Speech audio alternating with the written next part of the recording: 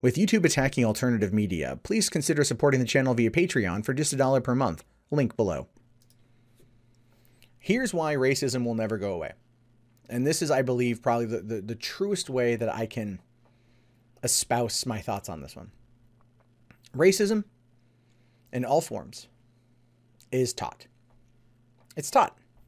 It's passed down generation to generation to generation to generation, oftentimes based upon the fear of fear what we don't understand. I mean, that's what you'd like to think it is. In some cases, it's that. In some cases, it very much is a superiority thing. There are people out there that feel that slaves should have never been freed.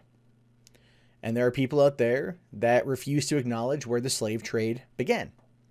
There are people out there that also refuse to acknowledge where the slave trade ultimately ended, at least in the Western Hemisphere. You have people out there right now that are slaves in modern age. Modern age, you have slaves. No one ever talks about them because you cannot elicit the same response talking about slaves in other countries that you can talking about slavery from the 1800s here.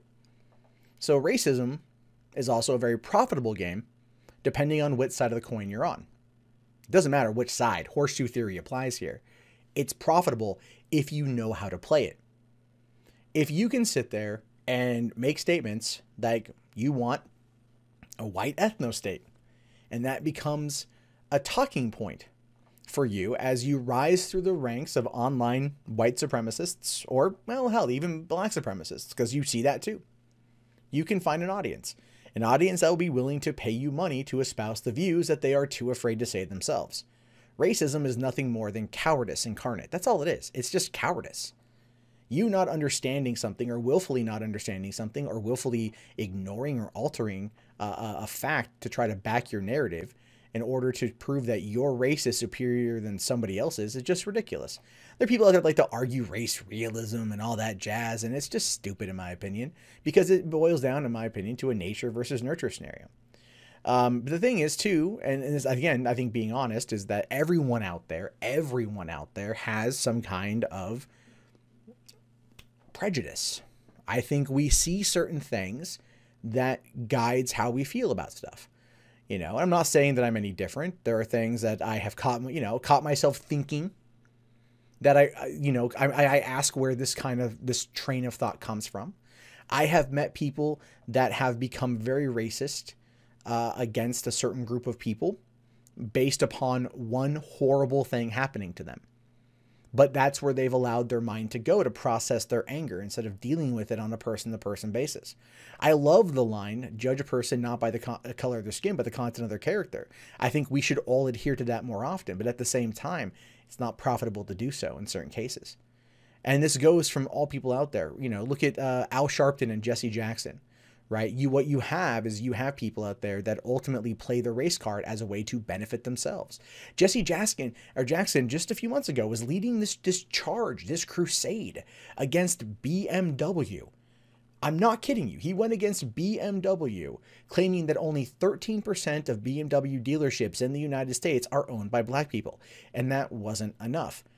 But I almost had to think to myself when that happened, but aren't black people like 13% of the overall population? So if you're talking parity, I mean, numbers. But ultimately, he's trying to push BMW into, changing who buys a franchise, who buys a dealership, right? It just feels very off to me. It's like you're going after capitalism and trying to claim racism. You can't, you can lead a horse to water. You can't make him drink. And when I look at like white nationalists, and they go on about ethno-state, it's just like, you're never going to get it. You're never going to get it. It's never going to happen. That is, unless you actively do something about it, and they're not going to, because it's all talk. Most racism is just talk. It's online BS. No one is going to go up to someone else. You're going to see it a bit in person, but for the most part, people just keep that shit to themselves. And again, it's a learned trait. So how you stop racism and this again is something I don't know if it could ever happen because of outrage warriors on all sides. But I think about how I want to teach my daughter about other races and other people and other cultures. And I want to teach her that while we could be different, while she is white, born to a French, Canadian, German, Dutch idiot, and my girlfriend who is Polish, very white, very fair skinned, how is she going to look at other cultures, other races? I want to teach her to appreciate those races. I want to teach her to appreciate what comes out of them.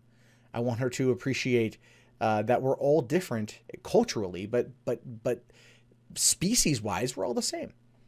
And I think that if more people would sit there and they would treat it like this, from this perspective, we would be able to cure, I guess you could say, racism in probably a couple of generations. But it's never ultimately entirely going to go away.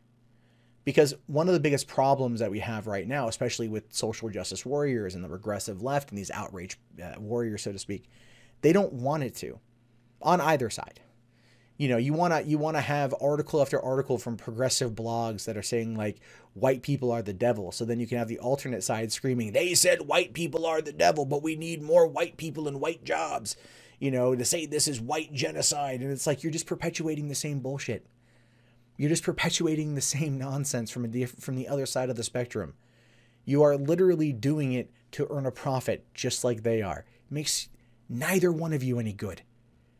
And it's hard to differentiate that sometimes. It is hard to differentiate yourself from that.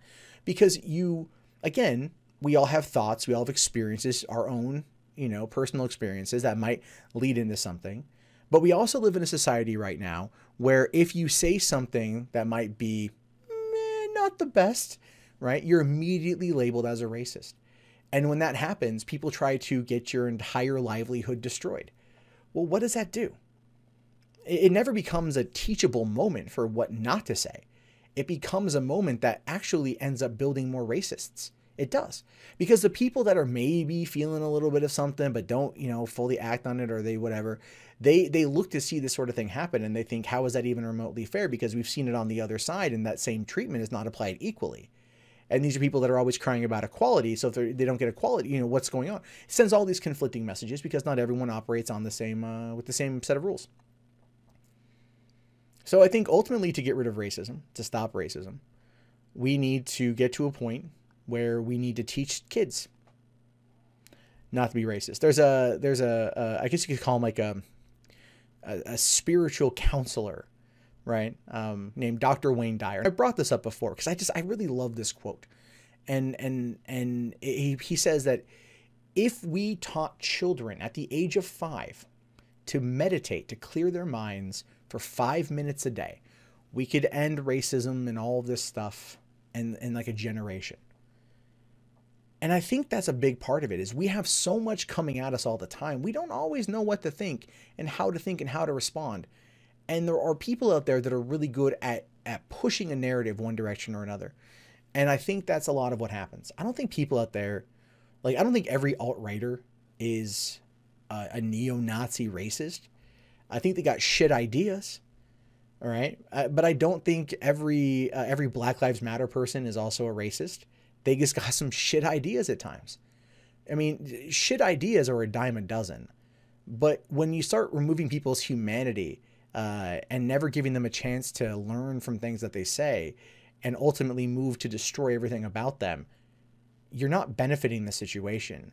All you're doing is just further causing hurt.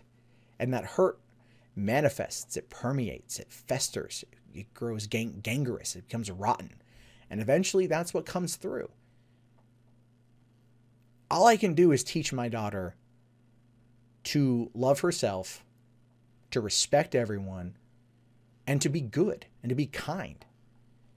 And maybe if more of us did that selflessly, we might be able to curb it. But it's a problem that is never going to go away. Not in the way that we want it to. Not saying accept it, move on with your life, but I mean, accept it and try, not accept it. I mean, don't accept it, but like try to always find the good. Because I always feel like good could overcome evil all the time. And I don't know, maybe I'm just an idealistic idiot. I can admit that, but that's how I feel. I feel like we could You're never going to stamp it out in the way that people want it stamped out. People are always going to have thoughts and opinions, but how we react to those thoughts and opinions says a lot about who we are as a people, who we are as a society. And that ultimately needs to change first before anything else.